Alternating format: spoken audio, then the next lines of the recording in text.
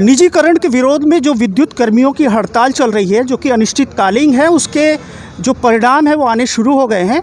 आप लोग मेरे पीछे देख सकते हैं, ये स्थानीय जनता है जो कि इकट्ठा हुई है। उपकेंद्र हैप्पी होम बमरौली का उपकेंद्र है, वहाँ पे इकट्ठा है। और पीछे जो मेरा ऑफिस दिख रहा है, इस पे ताला लगा हुआ है, सारे कर्मचारी गायब हैं। सरकार की तरफ से ये वादा किया गया था कि कोई प्राइवेट संस्थाएं हैं जिनकी हम मदद लेंगे ताकि विद्युत आपूर्ति जो है चलती रहे, लेकिन ऐसा कुछ नहीं है। पूरा शासन प्रशासन का जितने भी वादे थे वो सारे ध्वस्त हो चुके हैं और लोगों को काफ़ी आक्रोश है। मेरे पीछे आप देख सकते हैं जो भीड़ है वो सुबह से यहाँ पर है, लेकिन यहाँ पे कोई भी विद्युत कर्मी उपस्थित नहीं है। प्रशासनिक अमला आया था, एडीएम आए थे, सीओ आए थे, उन्होंने आश्वासन दिया, उसके बाद चले गए। लेकिन इनको कुछ भी पता नहीं है कि अगले आने वाले 24 घंटे में क्या कैसे होगा। तो इन लोगों से हम बात करते हैं और जानने की कोशिश करते हैं कि इनकी समस्याएं क्या हैं। बताइए भैया, क्यों आए हैं यहाँ पे? भैया रात से इन्होंने कल दिन भर लाइट नहीं थी। कितने बजे से गई हुई है लाइट? करीबन सुबह से गई है लाइट। सुबह से गई है, फिर शाम को 6 बजे आई है। 6 बजे आने के बाद वो भी कोई दबाव से आई है। 6 बजे बहुत कल भी यहाँ पास काफ़ी भीड़ लगी थी। उसके बाद 10 बजे लाइट वापस काट दी गई। उसके बाद से अभी तक लाइट है और जितने भी लाइट में जितने भी यहाँ पास है कल शाम से लाइट गई हुई है। प्रशासन की कोई तैयारी नहीं है, ना कोई यहाँ देखने वाला आपको दिख रहा है, एक भी कर्मचारी नहीं है। 1-2 पुलिस वालों को लगाए हुए थे, वो भी लोग यहाँ से भाग खड़े हुए हैं जब लोगों को, जनता को आते हुए देखा। उसके बाद से हम लोग को पानी की समस्या है, घर में कोई बीमार है, क्या है, एक तो कोरोना की इतनी बड़ी समस्या आप जान ही रहे हैं चल रही है। तो शासन की तरफ से कोई भी तैयारी नहीं है। पूरे पब्लिक, जिसने बिल दिया है, जिसने बिल नहीं दिया है, सारे लोग परेशान हैं। कुल मिला के कहने का मतलब ये है, जो कि स्थानीय नागरिक कह रहे हैं कि यहाँ पे कुछ देर के लिए यहाँ पे प्रशासन के कुछ लोग आए हुए थे, लेकिन लोगों का आक्रोश देखकर, यहाँ की भीड़ देखकर वो यहाँ से भाग गए।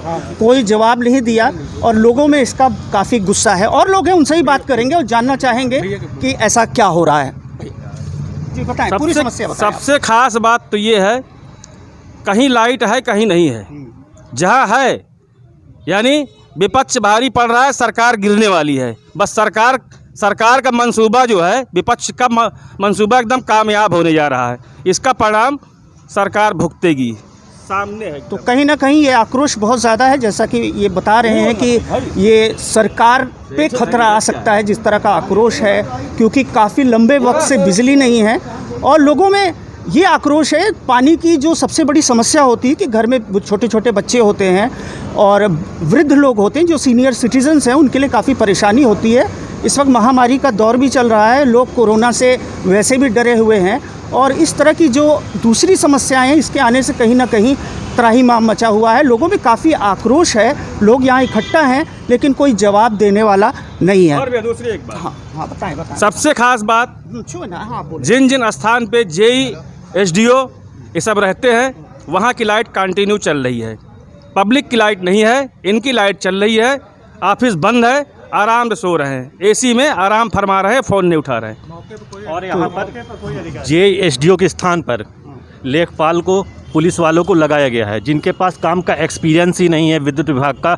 वो कैसे हमारे काम। लेखपाल को लगाया गया था विद्युत सप्लाई चालू करने के लिए, हाँ, व्यवस्था देखने को लगाया गया है। अच्छा, जो तो ये तो हास्यास्पद बात है कि लेखपाल क्या करेगा भाई। वो तो भाई हाँ, उसको कोई बातों का लेखपाल भी विरोध कर रहे हैं कि जब हमें वो काम आता ही नहीं है तो हमको वहाँ पे क्यों लगाया गया है। लेखपाल हो या पुलिस हो, क्या कर सकते हैं। हाँ भैया बोलेंगे। हाँ बताइए।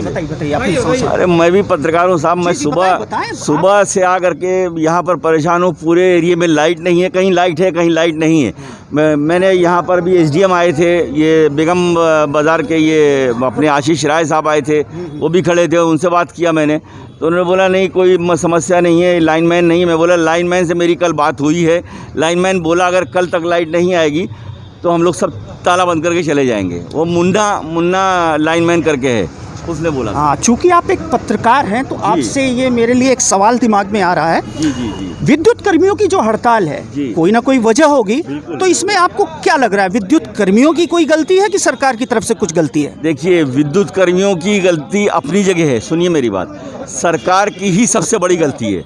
सरकार को ही चाहिए था कि प्राइवेटाइजेशन करना है या कुछ करना है तो उसका बंदोबस्त करना चाहिए, और ऐसे लोगों को लगा दिया है यहाँ पर जिनको कोई जानकारी ही नहीं है, कोई लाइनमैन नहीं है, कोई ए ही नहीं है, कोई जे ही नहीं है, वो अपने घर पे सो रहे हैं। यहाँ पब्लिक परेशान है, पुलिस वाले भी आए, आकर के चले गए। एसडीएम साहब अपनी गाड़ी लेके आए थे, वो भी चले गए। यहाँ पर कोई नहीं, पूरा पावर हाउस लावारिस पड़ा हुआ है।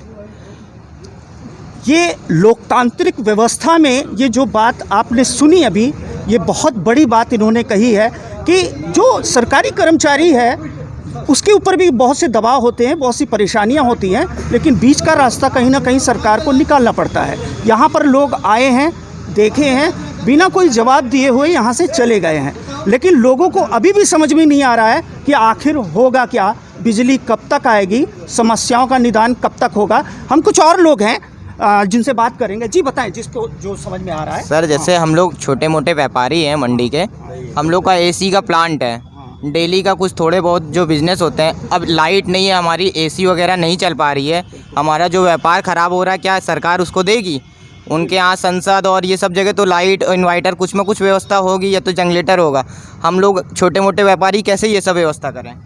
तो कुल मिला के एक चीज़ समझ में आ रही है, जैसे विगत कई दिनों से ऐसा हो रहा है, कई महीनों से ऐसा हो रहा है, व्यापार वैसे भी चौपट है, महामारी की मार ने वैसे भी लोगों की हाल खस्ता कर दिया है।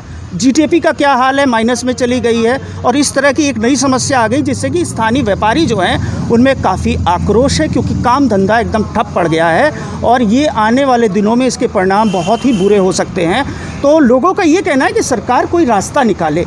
क्या रास्ता हो सकता है, आप लोग कोई बताएगा क्या हो सकता है इसमें? सरकार कोई बीच का रास्ता निकालती, जैसे सरकारी कर्मचारी हड़ताल पे हैं तो जो संविदा कर्मचारी था उनको रखते। संविदा कर्मचारी का कोई मतलब तो है नहीं, आज भी संविदा पे हैं, कल भी संविदा पे रहेंगे, प्राइवेटाइजेशन होगा, उनको निकाल के फेंक दिया जाएगा।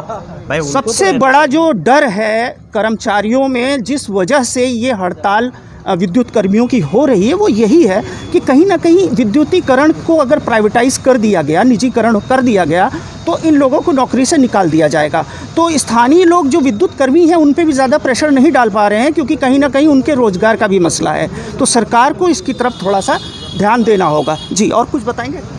बताइए भैया, आप बताइए। नहीं, इवन कॉमन आदमी जिसको डेली का ऑफिस जाना है, ड्यूटी जाना है, पानी जरूर मूलभूत रिक्वायरमेंट है, ऐसी चीज़ है जो कि सबको ज़रूरत है। और इस समय जो ये गर्मी का समय चल रहा है, कोरोना काल चल रहा है, जिसमें गर्मी से ऐसे ही लोग परेशान हैं, बीमारियां सबके घर में थोड़ा बहुत चल रही हैं, अस्पतालों का ये हाल है कि कहीं कोई देखने वाला नहीं है। उस ऐसे समय में इस तरह की व्यवस्था होना, मतलब कोई भी ऑप्शन नहीं देना। कल रात से बिजली कटी हुई है, इसमें लोग बहुत ही परेशान हैं, इतना कि अच्छा ये बताएं, जैसा कि अभी कुछ समझ में तो आ नहीं रहा है, प्रशासन की तरफ से भी कोई अभी ऐसी जवाब नहीं मिला है, ये कब तक रहेगा, तो आगे का क्या सोच रहे हैं? अगर ये ऐसा ही रहा 1-2 दिन तो क्या कुछ आप लोगों के दिमाग में है, कुछ बताएं क्या है, क्योंकि सरकार पे दबाव पड़ना ज़रूरी है, और जब तक आप लोग दबाव नहीं बनाएंगे इसका हल नहीं निकलने वाला। सड़क पे उतरेंगे, नहीं, अभी तो यही सड़क पे उतरेंगे, हल्ला बोलेंगे, दिल्ली हिला देंगे, दिल्ली तक जाएंगे। धरना देने के योजना। पहली बात तो ये कि सरकार आमादा है इस विभाग को बेचने के लिए, पर विभागीय कर्मियों का कहना है कि विभाग बेचने से कोई घाटा नहीं भर जाएगा। आप हमसे काम कराइए, जो भी घाटा, जो भी परेशानियां हैं उसको ख़त्म किया जाए और विभाग की परेशानियों को दूर किया जाए। लेकिन सरकार इसको बेचने के लिए, निजीकरण करने के लिए, प्राइवेटाइजेशन करने के लिए लगी हुई है। कुल मिला के जैसा कि आप लोग देख रहे हैं, लोगों में आक्रोश है और वो सड़क पे उतरने की बात कर रहे हैं। कहीं ना कहीं स्थिति बहुत भयावह हो जाएगी। तो मैं सरकार को लोगों की तरफ से ये सचेत करना चाहता हूँ, स्थानीय प्रशासन को भी सचेत करना चाहता हूँ कि कृपया इस पे थोड़ा ध्यान दें और लोगों की जो समस्याएं हैं उनको तत्काल जो है शासन तक पहुँचाएँ, ताकि कोई ना कोई इसमें बीच का रास्ता निकले और लोगों की समस्याएँ ख़त्म हो। Roshan Khan, the ink news, sub station, power house, happy home, Bamrauli. तो इस वक्त मेरे साथ वरिष्ठ समाज सेवी तारिक सईद अज्जू हैं। हम उनसे जानना चाहेंगे ये विद्युत कर्मचारियों की जो हड़ताल है उससे आम जनता जो ग्रसित है, जो पीड़ित है, उसके बारे में हम इनसे जानकारी हासिल करेंगे। तो तारिक जी ये बताइए कि ये जो हड़ताल चल रही है विद्युत कर्मियों की और आम मानस जो है काफ़ी परेशान है, इस पे कुछ बताएंगे कि शासन या प्रशासन की तरफ से क्या होना चाहिए? देखिए, सबसे पहले जब ये हड़ताल शुरू हुई और कल ही हड़ताल शुरू हुई है और कल ही शाम को जिस तरीके से ऊर्जा मंत्री ने समझौते को हरी झंडी दी और उसके बाद इनके निरंकुश अधिकारियों ने उसको 2 दिन का समय दे करके फिर से जनता को अंधेरे में ढकेल दिया है, ये सबसे बड़ी ताज्जुब की बात है। ऐसा लगता है प्रशासन जो प्रदेश की सरकार है उसका किसी अधिकारी के ऊपर कोई कंट्रोल ही नहीं रह गया। रहा सवाल कि जिस तरीके से बिजली की हड़ताल हो रही है इससे इस भीषण गर्मी में हाहाकार होने के अलावा कोई रास्ता नहीं है। लेकिन सरकार की जिम्मेदारी है कि जनता के बीच में कैसे बिजली जाए, उस बिजली की व्यवस्था कैसे हो, इसके लिए सरकार को दृढ़ संकल्प होना चाहिए और इमरजेंसी सेवाओं के साथ जो है सेना को उतारे और तमाम अन्य संगठन है उनको उतारे जो बिजली की व्यवस्था को जानते हों और वो जनता को जो है सेवा दे बिजली की।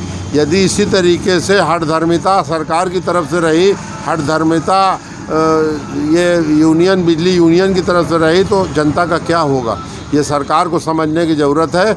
और अगर सरकार इसको ठीक ढंग से नहीं कर पा रही है तो इसका मतलब सरकार विफल है। अच्छा, ये निजीकरण का जो मामला है इससे विद्युत कर्मचारियों को क्या परेशानी है? आखिर निजीकरण अगर हो जाता है तो सरकार की तरफ से अक्सर दलीलें आती हैं कि निजीकरण से उसकी व्यवस्था और सुदृढ़ हो जाएगी, लोगों को इसकी काफ़ी सुविधाएं मिलेंगी, तो इस पे आपका क्या कहना है? देखिए, निजीकरण से नुकसान क्या है वो सुन लीजिए। नुकसान ये है कि जब निजीकरण में जिस कंपनी को ये अधिकार दिए जाएंगे काम करने के तो वो अपनी मर्जी से कर्मचारियों को रखेगा, छटनी करेगा।